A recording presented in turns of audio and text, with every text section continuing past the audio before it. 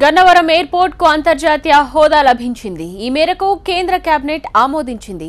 ఆంధ్రప్రదేశ్ పునర్విభజన చట్టం ప్రకారం ఈ నిర్ణయం తీసుకున్నారు.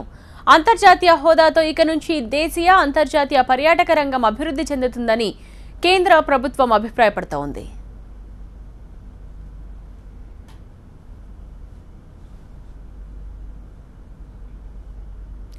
విజయవాడ ఎయిర్పోర్ట్ కు అంతర్జాతీయ హోదా కల్పించడం వల్ల విమాన సర్వీసులు నడిపే సంస్థల సంఖ్య పెరుగుతుందని కేంద్రం అభిప్రాయపడింది. విమాన ప్రయాణికులకు ధరలు అందుబాటులోకి వస్తాయని భావిస్తోంది. అంతర్జాతీయ స్థాయిలో మౌలిక వసతులు కల్పించాల్సిన అవసరం ఉంది. గ్రౌండ్ లైటింగ్ సదుపాయాలు, రాత్రిపూట విమానాలు దిగేందుకు అనువుగా రన్వే విస్తరణ వంటివి ఏర్పాటు చేయాల్సి ఉంటుంది. వీటన్నిటినీ ఎయిర్పోర్ట్ అథారిటీ చేస్తుందని టీడీపీ నేతలు తెలిపారు. విజయవాడ ఎయిర్పోర్ట్కు అంతర్జాతీయ హోదా కల్పించడం వల్ల ప్రత్యక్షంగా పరోక్షంగా వేలాది మందికి ఉపాధి లభిస్తుందంటున్నారు. ఈ సందర్భంగా విజయవాడలో టీడీపీ నేతలు సంబరాలు జరుపుకున్నారు. మరిన్ని వివరాలు మా ప్రతినిధి దీప్తి అందిస్తారు. విజయవాడ ఎయిర్పోర్ట్ ఇక నుంచి ఇంటర్నేషనల్ ఎయిర్పోర్ట్. దీనికి సంబంధించి క్యాబినెట్ నాడ్, యూనియన్ క్యాబినెట్ నాడ్ నిన్న లభించింది. ఇందులో భాగంగా ఇవాళ గన్నవరం ఎయిర్పోర్ట్ దగ్గర సంబరాలు జరుపుకుంటున్నారు టీడీపీ నేతలు అంటే కేసినేని నాని, విజయవాడ ఎంపీ, అలాగే Bandar MP Konakalla Narayana and Gannavaram MLA Vallabhaneni Vamsi ఆధ్వర్యంలో ఇవాళ ఈ గన్నవరం ఎయిర్పోర్ట్ దగ్గర కేక్ కటింగ్ సంబరాలు జరుగుతాయి. ఇందులో భాగంగా వెళ్ళున్నారు. ఒకసారి వాళ్ళతో మాట్లాడదాం. హలో సార్, ఇప్పుడు ఈ గన్నవరం ఎయిర్పోర్ట్ ఇక నుంచి ఎన్టీఆర్ అమరావతి ఇంటర్నేషనల్ ఎయిర్పోర్ట్గా కూడా మారింది అని అనుకోవచ్చా, లేకపోతే still that has to be under process? లేదు, ఖచ్చితంగా ముఖ్యమంత్రి గారు దీన్ని ఎన్టీఆర్ అమరావతి ఎయిర్పోర్ట్గా నామకరణం చేయమని సెంట్రల్ గవర్నమెంట్ రాశారు. ఇనీషియల్గా ఇప్పుడు మనకి ఇంటర్నేషనల్ ఎయిర్పోర్ట్ స్టేటస్ దీనికి ఇవ్వడం జరిగింది నిన్న క్యాబినెట్ మీటింగ్లో. దానికి మోడీ గారికి కృతజ్ఞతలు, అట్లాగే కృషి చేసిన అందరికీ కూడా కృతజ్ఞతలు. అట్లాగే ఈ రోజున ఇది చాలా షార్ట్ టైంలో జరిగినటువంటి విమానాశ్రయం. ఇటువంటి విమానాశ్రయం ఇంత తొందరగా ఇంత అతి స్వల్పకాలంలో జరిగినటువంటి విమానాశ్రయం ఎక్కడ కూడా లేదు. ఇది 70 ఏళ్ల క్రితం నుంచి విమానాశ్రయం ఉన్నప్పటికీ కూడా ఎటువంటి ప్రాముఖ్యత లేకుండా ఉన్నటువంటిది. ఇంతకుముందు 550 ఎకరాలు ఉండేది ఇక్కడ. దాన్ని ఇంకో 750 ఎకరాలు కలిపి 1300 ఎకరాలు దీన్ని ఎక్వైర్ చేయడం జరిగింది. టోటల్గా 1300 ఎకరాల్లో ఇప్పుడు మనకు ఈ ఎయిర్పోర్టు మనకి నిర్మితం అవబోతోంది. ఇది కూడా ఇప్పుడు మనం కట్టుకుంది ట్రాన్సిట్ టర్మినల్. ఇది 130 కోట్లతో దీన్ని కట్టాం. రాబోయే రోజుల్లో ఇంకో 560 కోట్లతో పర్మనెంట్ టర్మినల్ కట్టబోతాం. దాంట్లో ఏరో బ్రిడ్జెస్, దాంట్లో బెల్ట్స్, లగేజ్ బెల్ట్స్ అన్నీ కూడా దాంట్లో ఏర్పాటు చేయబోతున్నాం.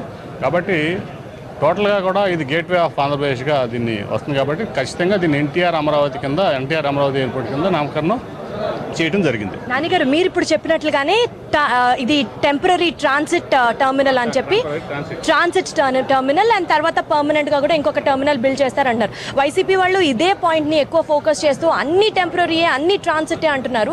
ఎందుకు ఫండ్స్ ఖర్చు పెడుతున్నారు అంటే పాతదాన్ని కార్గో యాక్టివిటీస్ కోసం డెవలప్ చేసినప్పుడు దాన్నే మెయిన్ గా ఫోకస్ చేయొచ్చు కదా. And once for all permanent గా ఇందాక మీరు చెప్పినట్లుగా ఇంటర్నేషనల్ ఎయిర్పోర్ట్ మనకి లభిస్తుంది, ఆ స్టేటస్ వస్తుంది అని రీఆర్గనైజేషన్ యాక్ట్ 2014లోనే స్పష్టంగా ఉంది. అలాంటప్పుడు ఇక్కడ ఎందుకు డబ్బులు ఖర్చు పెట్టడం, తిరిగి మళ్ళీ ఆ ఎయిర్పోర్ట్ కోసం ఎందుకు ఖర్చు పెట్టాలి? This is what people are asking. మేము దీన్ని ఖర్చు కింద చూడలేదని దీన్ని ఇన్వెస్ట్మెంట్ కింద చూస్తున్నాం. ఎందుకంటే ఇప్పుడు మనకి బోల్డ్ అంత ఇన్వెస్ట్మెంట్స్ రావాల్సింది అమరావతిలో కానీ ఆంధ్రప్రదేశ్లో కానీ. ముఖ్యంగా రేపు ముఖ్యమంత్రిని గారిని కలవడానికి కానీ ఏదైనా వచ్చిన విదేశీ డెలిగేషన్స్ ఒక బస్ స్టాండ్ కంటే హీనంగా ఉన్నటువంటి గన్నవరం ఎయిర్పోర్ట్లో దిగితే మన ఇంప్రెషన్ టోటల్గా మారిపోద్ది. సో ద ఇంప్రెషన్ పోయినాక first impression is the best impression అంటారు. మన క్యాపిటల్లోకి ఎంటర్ అవుతానే ఒక ఇంప్రెషన్ క్రియేట్ చేయలేకపోతే, మనం ఒక ఇంపాక్ట్ క్రియేట్ చేయలేకపోతే మనకి ఇన్వెస్ట్మెంట్స్ రావు. మనకి ఇన్వెస్ట్మెంట్స్ రాకపోతే ఉద్యోగాలు రావు. ఉద్యోగాలు లేకపోతే రెవెన్యూ జనరేట్ అవ్వదు. స్టేట్ అన్ని రకాలుగా ఇబ్బంది పడుతుంది.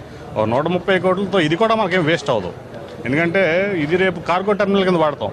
వైసీపీ నాయకులకి ఎంతసేపు లంచాలు, కరప్షను, దీని మీద ఉన్నటువంటి దృష్టి ఒక ఇంపాక్ట్ క్రియేట్ చేసి రాష్ట్రాన్ని ఎట్లా అభివృద్ధి చేయాలి, ఇన్వెస్ట్మెంట్స్ ఎట్లా తేవాలి, ఎంప్లాయ్మెంట్ ఎట్లా క్రియేట్ చేయాలి అనే దాని మీద వాళ్ళ దృష్టి లేదు.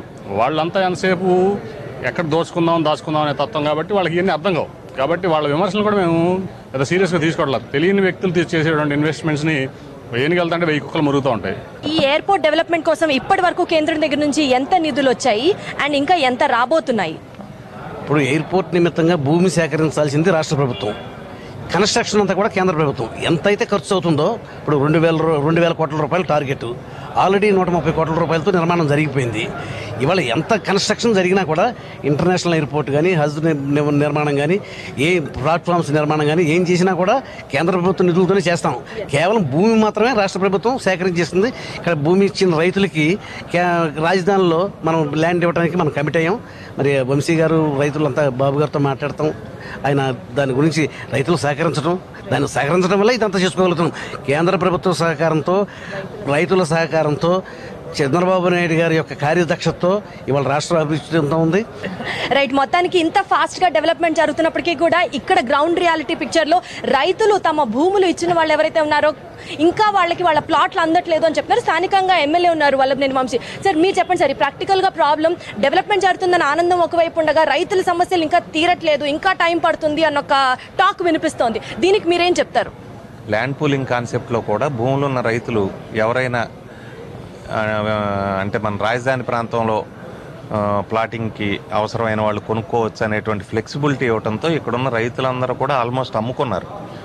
నాకు తెలిసి 80% రైతులు ₹1,00,00,000 నుంచి ₹1,20,00,000 వరకు అమ్ముకున్నారు. 35 లక్షల రూపాయలు ప్రభుత్వం నుంచి వచ్చే నష్టపరిహారానికి ₹1,00,00,000 నుంచి ₹1,20,00,000 వచ్చేట్టు చంద్రబాబు నాయుడు గారు ఆ ల్యాండ్ పూలింగ్ కాన్సెప్ట్ అనేది పనిచేసింది. దానివల్ల రైతులందరూ హ్యాపీగా ఉన్నారు. ఇప్పుడు రైతుల షూస్లో స్టెప్ ఇన్ అయినటువంటి వాళ్ళు రాజధానిలో ప్లాట్లు రావాల్సిన వాళ్ళు ఉన్నారు. వాళ్ళందరికీ కూడా సిఆర్డీఏ కమిషనర్ శ్రీధర్ గారితో అట్లాగే ముఖ్యమంత్రి గారితో మాట్లాడటం జరిగింది. మొదట అక్కడ వెలగపూడి ఆ చుట్టుపక్కల ఉన్నటువంటి రైతులకు ఇచ్చిన తర్వాత వీళ్ళకి కూడా అకామిడేట్ చేద్దామని చెప్పారు. ఆ ప్రాసెస్ జరుగుతూ ఉంది. ముఖ్యమంత్రి గారు అమెరికా నుంచి రాగానే సాధ్యమైనంత త్వరలో వీళ్ళందరికీ కూడా ప్లాట్లు ఇచ్చేయడం జరుగుతుంది. మొత్తానికి ఎవరైతే ఇన్వెస్ట్మెంట్స్ చేయడానికి అమరావతి రావాలనుకుంటారో ఎయిర్పోర్ట్ అన్నది ఒక గేట్వే లాగా ఉండాలని భావిస్తోంది తెలుగుదేశం ప్రభుత్వం. సో ఎట్టి పరిస్థితుల్లో రైతులు ఎవరైతే స్వచ్ఛందంగా ల్యాండ్స్ ఇచ్చారో వాళ్ళందరికీ న్యాయం జరిగేలా చూస్తూనే ఈ యొక్క ఎయిర్పోర్ట్ని ఒక గేట్వే ఆఫ్ అమరావతిగా తీర్చిదిద్దడానికి టీడీపీ ప్రభుత్వం అహర్నిశలు కృషి చేస్తోంది అని చెప్తూనే ఈ యొక్క టీడీపీ హయాంలో ఈ యొక్క గన్నవరం ఎయిర్పోర్ట్ ఇంటర్నేషనల్ స్టేటస్ లభించడం చాలా సంతోషంగా ఉంది అని చెప్తున్నారు. కెమెరా పర్సన్ శ్రీరామ్తో దీప్తి, TV9 ఎయిర్పోర్ట్ నుంచి.